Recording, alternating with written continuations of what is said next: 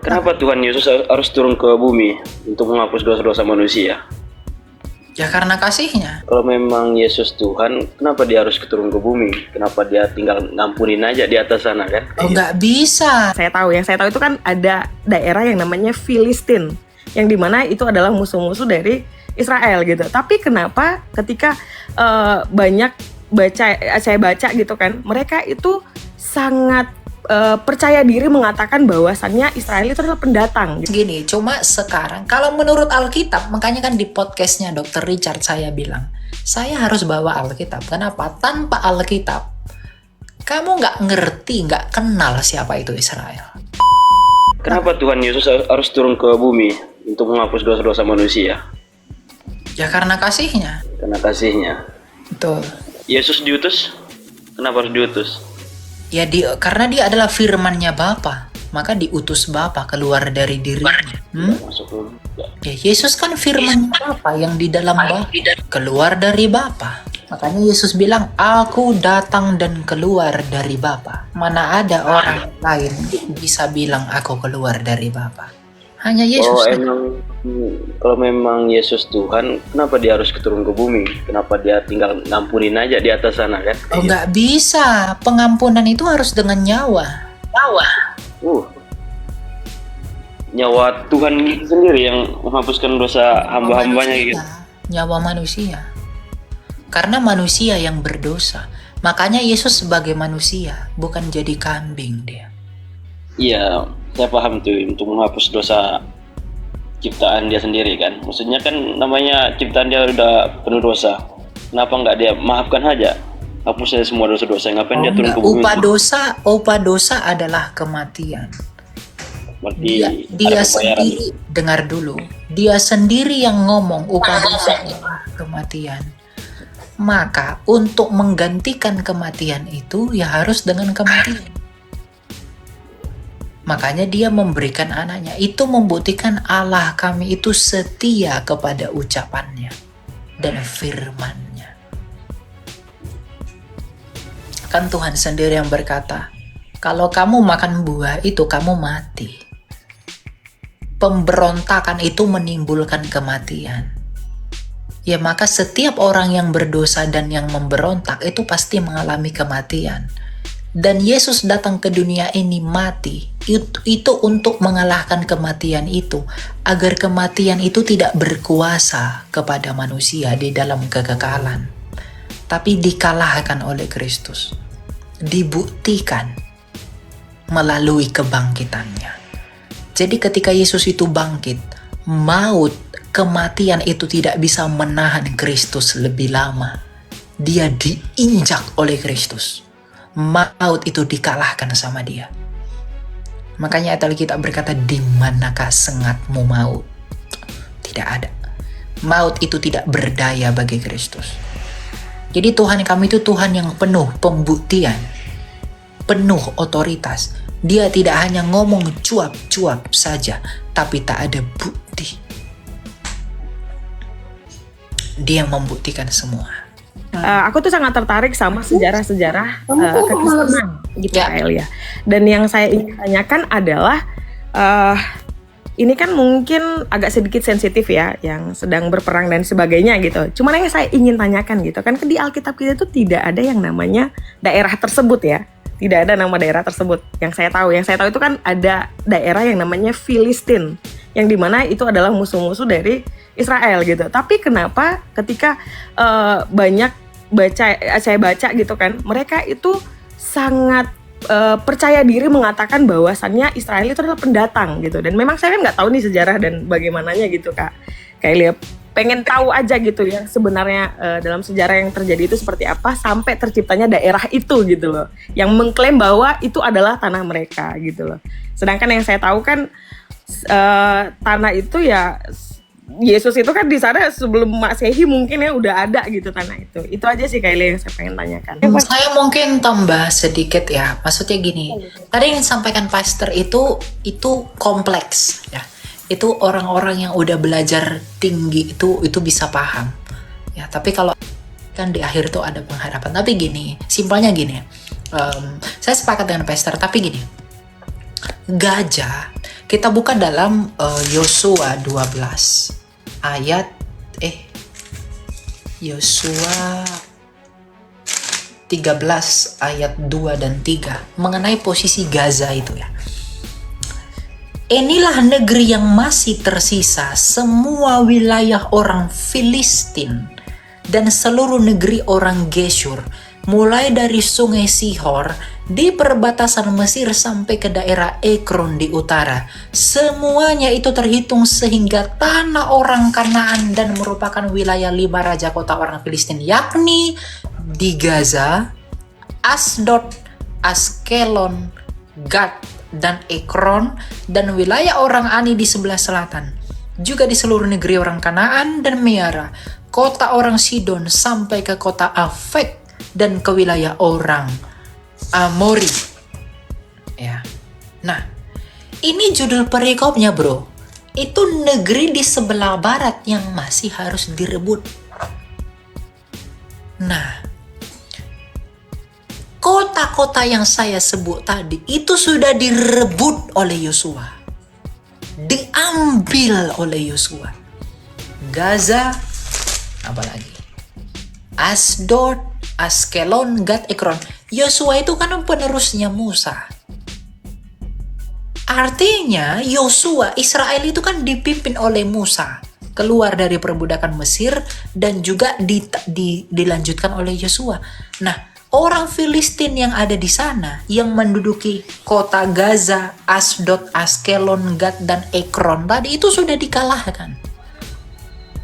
Jadi, itu sudah punyanya Israel yang dibawa Yosua. Cuma, berhubung dengan ekspansinya Islam, maka Islam banyak di sana. Kita lihat pengakuan Hamas sendiri. Ya.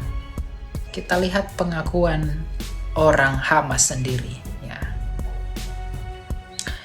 Ya, ini pernyataan dari Fatih Hamad, Menteri Dalam Negeri Keamanan Nasional Hamas pada 23 Maret 2012. Namanya Fatih Hamad. Dia berkata begini, "Kami memiliki banyak keluarga yang disebut Al-Mashri yang berakar dari Mesir. Mereka mungkin dari Alexandria, dari Kairo, dari Dumieta, dari utara, dari Aswan, dari Mesir Hulu. Kami adalah orang Mesir, kami orang Arab, dan kami adalah Muslim. Kami adalah bagian dari Anda. Secara pribadi, separuh keluarga saya adalah orang Mesir dan separuh lainnya adalah orang Saudi." Mesir itu keturunan Ham, bukan keturunan Sem. Buktinya di mana? Coba kita lihat di dalam sebentar ya. Kejadian 10 ayat 6. Keturunan Ham ialah Kush, Misraim, Put, dan Kanaan. Misraim memperanakkan orang Lodim, orang Anamim, orang Lehabim, dan orang Naftuhim, orang Patrusim, orang Kasluhim, dan orang Kaftorim. Dari mereka inilah berasal orang Filistin. Jelas? Jadi udah direbut sama keturunan si Sem. Dan tanah itu milik Sem. Udah diambil dari kepunyaan Ham. Ya, di situ. Ngerti enggak? Ngerti. I see. Gitu. Jadi cuma kan segini, cuma sekarang kalau menurut Alkitab, makanya kan di podcastnya Dr. Richard saya bilang, saya harus bawa Alkitab. Kenapa? Tanpa Alkitab, kamu nggak ngerti, nggak kenal siapa itu Israel. Yosua ekspansi ambil tanah Kanaan, mereka udah menang. Karena bagian barat itu harus sudah diambil. Ya, masalah di sini dikatakan Filistin itu beda dengan Palestina. Kata Palestinian itu sebutan Herodotus kepada orang-orang yang merujuk kepada yang dibenci orang Yahudi, yaitu Filistin. Ya meskipun sebenarnya Palestina itu bukan Filistin. Tapi kan klaim yang dari mereka itu kan Filistin itu Palestina. Nah, saya mengambil posisi, katakanlah Filistin itu Palestina. Sesuai yang dimention oleh Herodotus, abad ke-5 sebelum Masehi. Tapi ini data Alkitab berkata seperti ini. Jadi mau disamakan pun mau dibedakan, tetap kebentur. Mau dibilang Palestina itu Filistin, kebentur juga. Oh itu beda, apalagi lebih kebentur lagi. Cuma intensi perang sekarang bukan tentang dogma teologis, tapi tentang politik. Karena yang berantem tuh siapa? Semangat orang Zionis yang mewarisi semangat orang Zelot melawan orang apa? Hamas di Palestina. Tapi Alkitab berkata bahwa Gaza itu yang diduduki orang Filistin itu sudah direbut sama siapa? Sama si Yosua. Kalaupun Filistin itu adalah Palestina, itu sudah diambil sama Yosua. Kalaupun tidak, artinya Yosua dulu yang ke sana. Padahal pengakuan dari Hamas tadi, mereka orang Mesir, keturunan Ham, bukan Sem.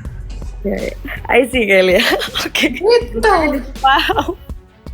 Aku nih bingung soalnya klaim ya. Aku udah rekam dan juga aku udah ini tuh catat-catat juga kan. Ternyata seperti itu. Oke deh Kak Elia, terima kasih juga Pastor. Dan udah tahu gitu terbentuknya itu karena apa dan sebagainya gitu. Karena identitas dan sebagainya gitu ya. Dan juga dari Kak Elia juga tadi udah sangat paham. Thank you Kak Elia, thank you. Ya. Pastor Cipto ada jawaban, Pastor? Silakan Pastor. Ya, bro. Shalom ya Kak Seblak, Tuhan Yesus sayang Kak Seblak ya. Kak Kristin ya tadi namanya, betul ya? Iya betul. Nah, karena itu ini pertanyaan tentang sejarah ya.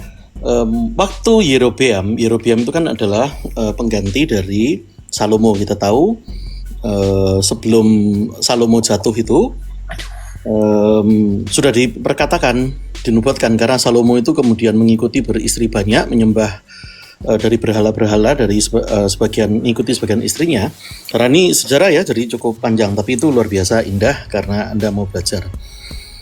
Nah, Yerobeam pada saat itu diperkenan oleh Allah untuk menjadi, Yerobeam itu bukan anak, tetapi adalah bukan anaknya Salomo, tetapi adalah macam pegawainya, salah satu kepercayaannya. Jadi yang menggantikan tentu adalah anak, yaitu Rehabeam. Nah, namun sudah dinubuatkan bahwa Yerobeam nanti yang akan membawa 10 suku. Jadi terpecahlah kerajaan itu. Nah, sebab itu pada saat 10 suku itu ke utara, itu diperkenan oleh Allah, dan 2 suku adalah di selatan. Namun Yerobeam itu yang lalu kemudian sudah diperkenan Allah, enak-enak sudah diperkenan, kurang ajar, lalu menyelingkuh dari Allah. Imam itu kan harusnya orang Lewi. Akhirnya dia tidak memilih orang Lewi lagi untuk menjadi imam. Sebab itu imam itu seharusnya pada saat itu kan adalah keturunan Lewi. Nah, Yerobeam pada saat itu datang kepada anaknya Salomo yaitu Rehabeam, lalu minta tolong turunkan pajaknya dan tolong diberi keringanan, berbagai keringanan karena rakyat itu berat. Tapi Rehabeam sebagai anak dari Salomo, menggantikan Salomo, tidak setuju untuk hal itu. Malah setelah 2 hari, 3 hari kemudian dia berkata, malah saya tambah pajaknya. Singkat ceritanya, akhirnya mereka mangkel yang 10 suku itu, makanya ke utara. Nah, pada saat di utara itu sekitar 209 tahun umurnya, kerajaan utara itu, 10 suku itu. Israel itu kan sering dibenci karena nama negara, padahal Israel itu kan nama orang. Yaitu Yakub itu kan, lalu dengan keturunannya 12 keturunan itu. Yang di selatan itu kan adalah 2 suku, Yehuda terutama dan Benyamin. Nah, kerajaan Yehuda ini 345 tahun di sana. Ya. Yang utara itu dianeksasi oleh kerajaan Asyur. Lalu yang selatan akhirnya dianeksasi oleh Babilonia, yang nanti kita menuju ke Alexander Agung. Itu dinubuatkan dalam Alkitab. Nah, pada saat zaman Tuhan Yesus, setelah nusul menjadi manusia, Orang-orang Farisi dan orang Saduki itu lancang. Masih ingat peristiwa dalam Alkitab, karena Kak Kristen tentu tahu, pada saat penyaliban, bukankah Pontius Pilatus sebagai penjajah berkata apa? Aku nggak menemukan kesalahan apa-apa di diri Yesus. Tetapi si orang Saduki dan Farisi kan kurang ajar, berkata apa? Tanggungkan darahnya kepada kami. Salibkan dia. Kata-kata tanggungkan darahnya kepada kami itu sungguh sangat kurang ajar. Dan benar-benar itu akhirnya terjadi bagi mereka. Tahun 70, hangus semua Yerusalem itu. Dianeksasi. Lalu kemudian terulang lagi di sekitar tahun 130 Masehi oleh Kaisar Hadrian. Nah, Kaisar Hadrian inilah yang lalu mau bumi hanguskan istilah tanah tersebut, sehingga dia menggunakan kata Palestina itu. Ya. Karena dia tidak mau orang-orang ini membangkang secara penjajahan, karena dia adalah penjajah. Jadi mau menghilangkan identitas diri. Nah, kalau jadi Kak Seblak itu panjang ya kalau mau diceritain, tapi kalau mau singkatnya itu seperti itu. Jadi kalau dikatakan oleh musuh, identitas kita hendak dihilangkan. Tapi tahukah kita pada saat lalu kata Palestina itu ditegakkan oleh Kaisar Romawi, yaitu Hadrian, dia membumi hanguskan Yerusalem itu. Tetapi ada satu-satunya rumah yang tidak hangus. Ada satu rumah kecil di tengah kota 2 lantai yang tidak hangus. Itulah rumah di mana terjadi 3 peristiwa. Yaitu diantaranya peristiwa apa? Peristiwa para rasul mengganti Yudas Iskariot yang berkhianat dengan Matias. Yang jauh sebelumnya di rumah yang sama itu terjadi, yaitu perjamuan terakhir oleh Tuhan Yesus. Itulah rumahnya mamanya Markus. Jadi sungguh sangat fitnah kalau mengatakan Markus tidak pernah bertemu Tuhan Yesus.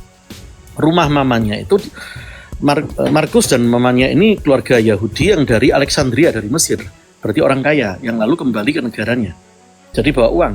Kalau dia bisa punya rumah 2 lantai di tengah kota, berarti orang kaya. Ingat, itu bisa menampung 120 orang di lantai 2 itu. Di rumah itu terjadi 3 peristiwa di tahun yang berbeda. Peristiwa pertama yaitu perjamuan malam. Lalu kemudian peristiwa berikutnya, para rasul rapat menggantikan Yudas Iskariot. Dan peristiwa ketiga itu pada saat turunnya Pentakosta, turunnya Roh Kudus setelah Tuhan Yesus naik. Nah, kejadian berikutnya di tahun 130 pada saat Kaisar Hadrian itu mau menggunakan istilah Palestina, membumi hanguskan identitas tanah janji itu. Maka satu-satunya rumah yang tidak terbakar adalah itu, yang menjadi tempat Pentakosta, yang menjadi tempat 3 peristiwa itu. Maka kita mengertinya jadi sekarang begini.